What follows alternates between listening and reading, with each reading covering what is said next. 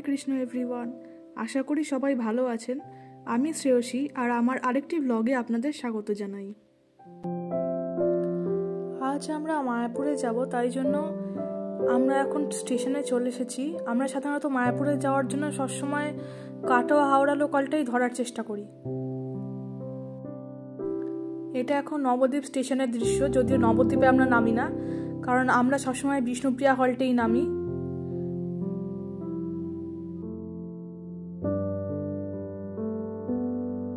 Finally আমরা স্টেশনে নেমে গেছি। আমাদের স্টেশন থেকে এর দূরত্ব মোটামুটি 15 মিনিটের মতো লাগে। তারপর আমরা একটা টোটো ধরে নিয়েছি। এবার টোটোয় করে আমরা স্টেশন থেকে নবদ্বীপের ঘাটে যাব। আমি আর মা পিছনে বসেছি আর আমার বাবা সামনে বসেছে। আর দেখুন চারপাশের দোকানগুলো কি রং বেরঙের, তো আমার মনে হলো আমি এটাও একটু শ্যুট করে নিই। এইটা একটা মন্দির, তো মন্দিরের উপরে দেখুন পঞ্চতত্ত্বের বিগ্রহ রাখা, এইটাও আমি রেকর্ড করলাম। এখন আমরা টোটো থেকে নেমে পড়েছি। এবার আমরা ঘাটের উদ্দেশ্যে যাওয়ার জন্য হেঁটে হেঁটে যাচ্ছি। তো ঘাটে যাওয়ার আগে লঞ্চে টিকিট কাটতে হয়। টিকিট কাটার পর এখন আমরা চলে এসেছি জেটিতে পৌঁছানোর জন্য। এখান থেকে হেঁটে যেতে হয়, তো ওখানে গিয়ে আমরা অপেক্ষা করব লঞ্চের জন্য।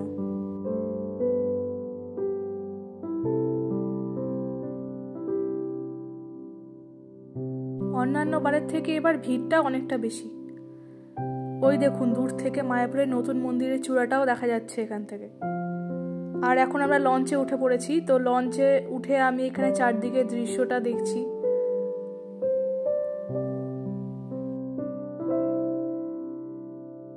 অ্যাকচুয়ালি মায়াপুরে যাওয়ার জন্য যেটুকু রাস্তা অতিক্রম করতে হয় তার মধ্যে আমার ফেভারিট পার্ট এইটা, কারণ আমি নদী খুব পছন্দ করি।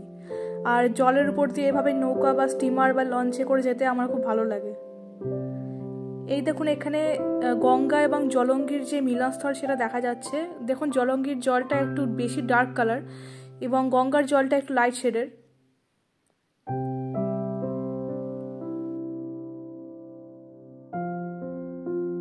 ক্যামেরাটা একটু জুম করলে পরে ভালো বোঝা যাচ্ছে। দেখুন দুটো নদীর আলাদা আলাদা রং পুরো দেখলে বোঝা যাবে।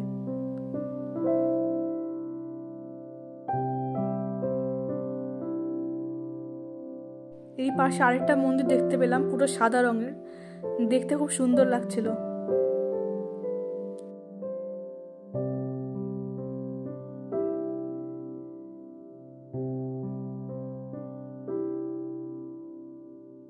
আমরা প্রায় অর্ধেক পথ এখন এগিয়ে গেছি। আর একটুখানি গেলেই আমরা ঘাটে পৌঁছাবো। ঘাটে আমরা পৌঁছে গেছি।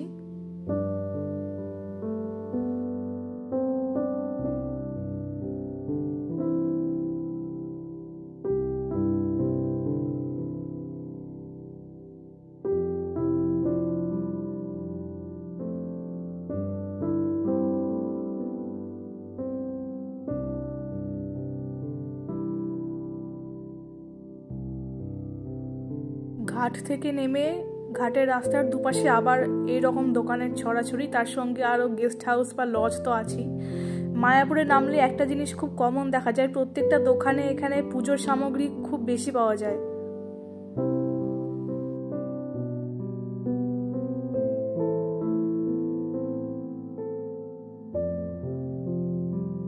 আর এনারা এই ধরনের বয়স্ক মানুষেরা আসলে পয়সার বিনিময়ে লোকজনকে তিলক পরিয়ে দেন। এবার ঘাট থেকে নেমে আমাদের ইস্কন মন্দিরে পৌঁছানোর জন্য আমাদের বাস ধরতে হবে, কারণ অনেকটা দূরত্ব আছে এখানে। আর বাসে যেতে যেতে তো চারদিকে এত মন্দির যে কোনটা ছেড়ে কোনটা রেকর্ড করবো বুঝতেই পারছিলাম না।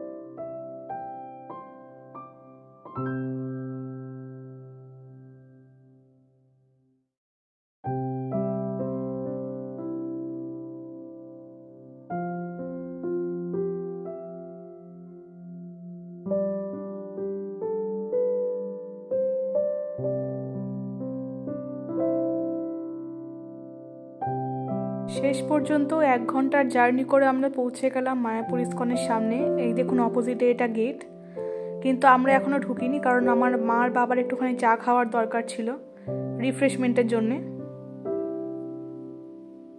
আর এটা হচ্ছে মায়াপুর ইস্কনের মেন এন্ট্রান্স। এখানে গার্ড আছে, তো আমরা ঢুকে পড়লাম। এখানে ঢুকেই চারপাশে আরও দোকান আর সামনে প্রসাদের কাউন্টার, তো ওখান থেকে কুপন নিতে হয়। আর চারপাশে ভজন কুটির, এখানে অখণ্ড হরিনাম কীর্তন চলে অষ্টপ্রহর। যে মন্দিরটা পাশে দেখা যাচ্ছে এটা হচ্ছে শ্রীল প্রভুপাদের পুষ্প সমাধি মন্দির। তখন ভিড়ের জন্য আমরা ওখান থেকে কুপন নিতে পারিনি, তাই জন্য ওখান থেকে একজন প্রভু বললেন যে গদা ভবনে গিয়ে যেন আমরা ডাইরেক্ট কুপন কিনে নিতে পারি। তাই জন্য আমরা এখন চলে এসেছি গদা ভবনে, আর আমাদের টিকিট কাটাও হয়ে গেছে। আর চারপাশে দেখুন কি সুন্দর করে বাগানটা সাজানো, পুরো সবুজ একদম, আর শীতের ফুলে ভর্তি।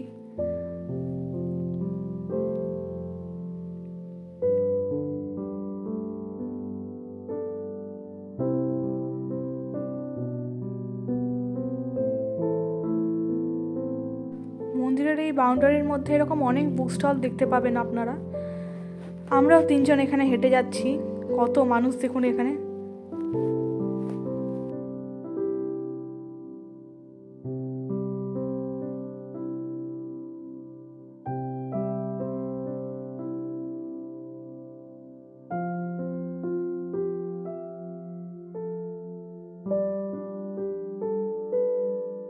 প্রথমেই আমরা যাচ্ছি শ্রী শ্রী রাধা মাধবের দর্শন করার জন্য মূল মন্দিরে।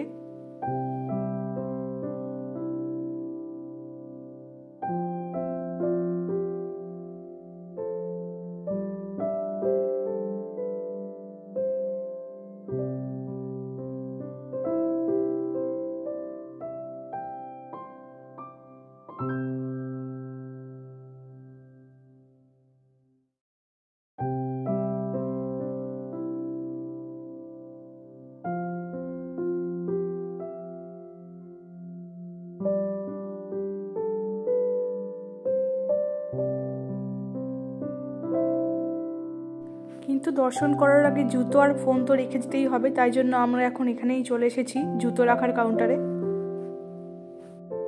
ভেতরে তো আমরা রেকর্ড করতে পারবো না নিজেদের ফোন দিয়ে, তাই জন্য আমি ভগবানের দর্শন আপনাদের করানোর জন্য আমি মায়াপুরেরই ইনস্টাগ্রামের পেজ থেকে ছবি নিয়েছি, তো আপনারা দর্শন করতে পারেন এখানে। তারপর মন্দির থেকে বেরিয়ে আমরা চলে এলাম আরেকটি দোকানে। এখানে বিভিন্ন রকম ডেয়ারি প্রোডাক্ট পাওয়া যায়, A2 ডেয়ারি প্রোডাক্ট।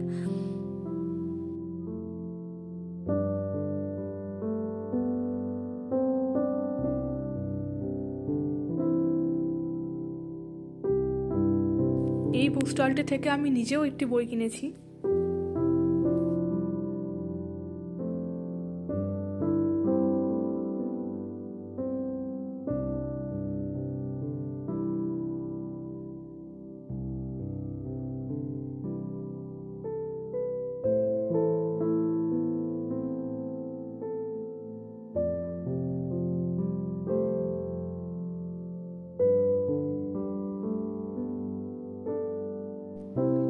এটা হচ্ছে গদা ভবনের বিল্ডিং। এখন দুপুরের খাওয়ার সময় হয়ে গেছে, তো আমরা প্রসাদ পাওয়ার জন্য এখানেই চলে এসেছি।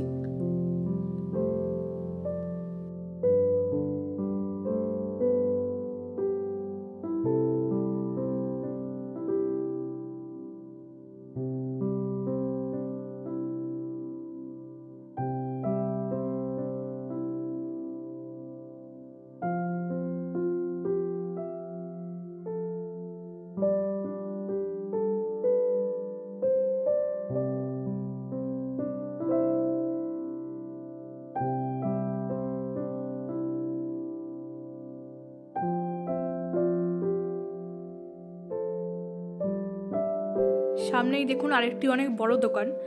আর মায়াপুরের এই সুভেনিয়ার শপগুলো আমার খুবই ভালো লাগে।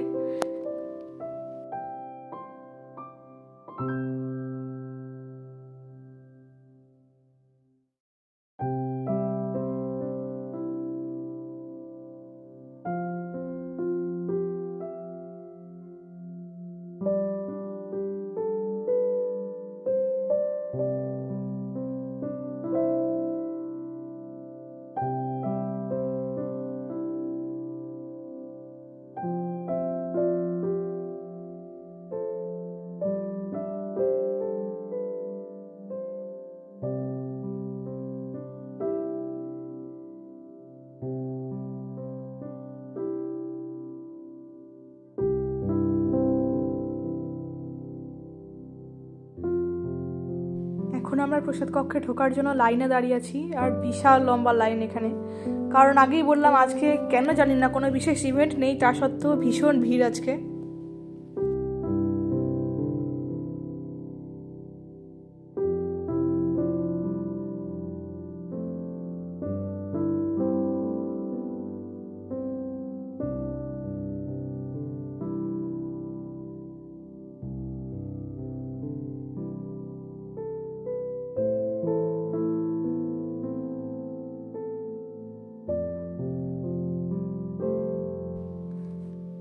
আস্তে আস্তে লোকজন এগোতে থাকলে আমরা এই শেডের নিচে ঢুকে পড়লাম।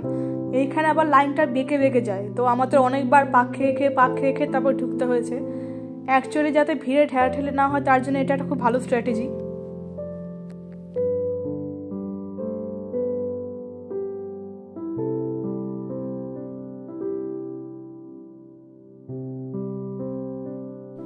দরজায় কুপনটা দেখিয়ে আমরা শেষ পর্যন্ত প্রসাদ কক্ষে ঢুকে পড়লাম। এখানে আপনি টেবিলে বসেও খেতে পারবেন, আবার মেঝেতে বসেও খেতে পারবেন, কিন্তু টেবিলে বসে খাওয়াটা মেইনলি বয়স্কদের জন্যই, যারা মেঝেতে বসে খেতে পারবেন না। আর দূরে ওই দেখুন বুফেতে খাবার সার্ভ করা চলছে।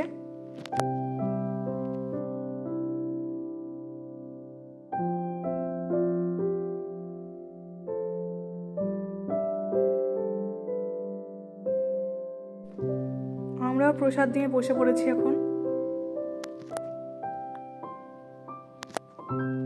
আজকে প্রসাদে আছে ডাল, ভাত, রুটি, চানা পনির, আলু ফুলকপির সবজি, বেগুনি এবং পায়েস। খাওয়ার পর থালাগুলো নিয়ে আমাদের নিজেদেরকেই রাখতে হয়, তো পাশে ওনারা আছেন, ওনারা মেজে দেন থালাগুলো। আর এখন আমরা হাত ধুয়ে রিফ্রেশমেন্ট করে এখান থেকে বেরোচ্ছি।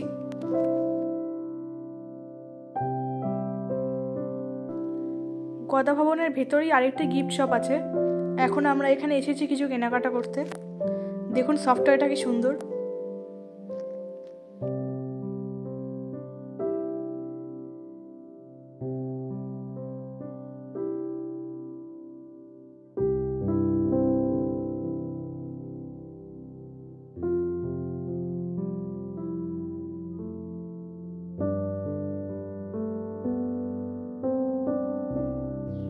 এটা অন্য একটা গিফট শপ, এখান থেকেও আমরা কিছু কেনাকাটা করেছি।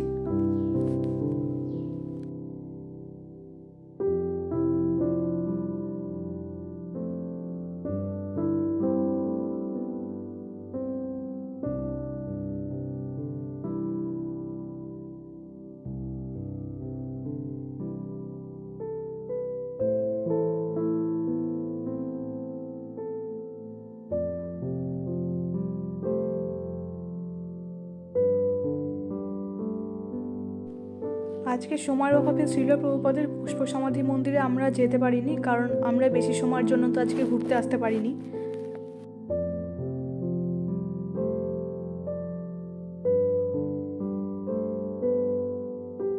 আর দুপুরের পড়ন্ত রোদে মন্দিরের চূড়ায় যে ভাস্কর্যগুলি আছে সেগুলো অসাধারণ দেখতে লাগে। দেখুন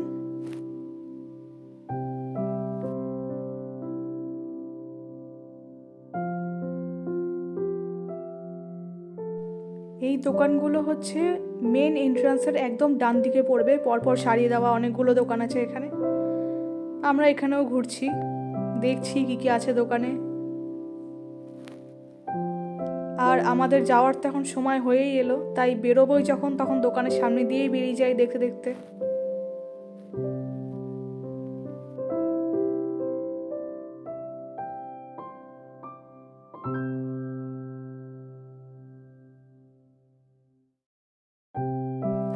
এখানে আবার জগন্নাথ, বলরাম, সুভদ্রার আরেকটি নতুন বিগ্রহ রাখা হয়েছে। এই দোকানগুলোর সামনেই আছে, এটা আগে কখনো দেখিনি, সম্ভবত নতুন রাখা হয়েছে।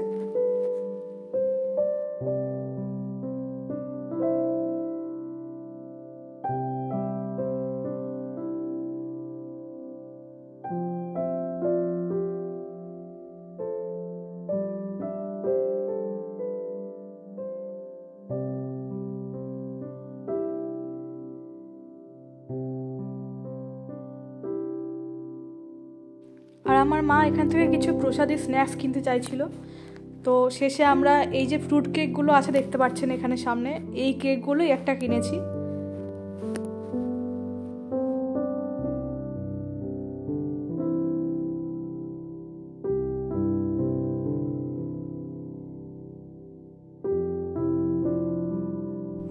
এবার ফেরার পালা, তাই আমরা এখন মেন গেট দিয়ে বেরিয়ে যাচ্ছি। এখন আমরা বাসে উঠব, বাসে করেই আমরা ঘাটে যাব, সেখান থেকে আবার লঞ্চ ধরতে হবে।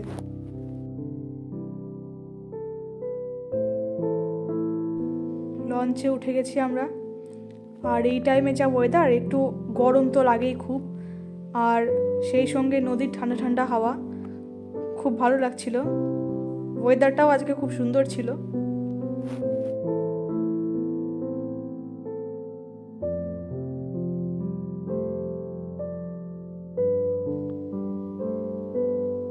আর সূর্যের আলো তো নদীতে মনে হচ্ছিল একদম সোনা ছড়িয়ে দিয়েছে।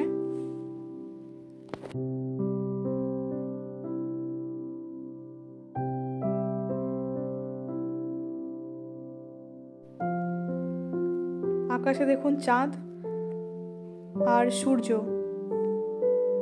এখন একসঙ্গে আছে। এই দৃশ্যটা দেখতে আমার খুব ভালো লাগে। আর আমরা এখন বিষ্ণুপ্রিয়া হল স্টেশনে উঠে পড়েছি। এখান থেকে ট্রেনও ধরবো, ট্রেনের সময়ও হয়ে এলো।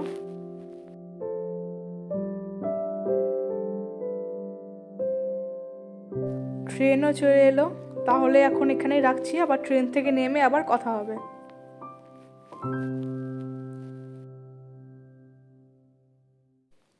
ফিরে এলাম আমাদের স্টেশনে।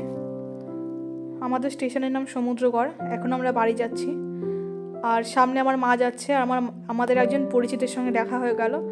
তো আমার মা ওনার সঙ্গে গল্প করতে করতে এগিয়ে যাচ্ছে, আর পিছনে আমি আর আমার বাবা যাচ্ছি।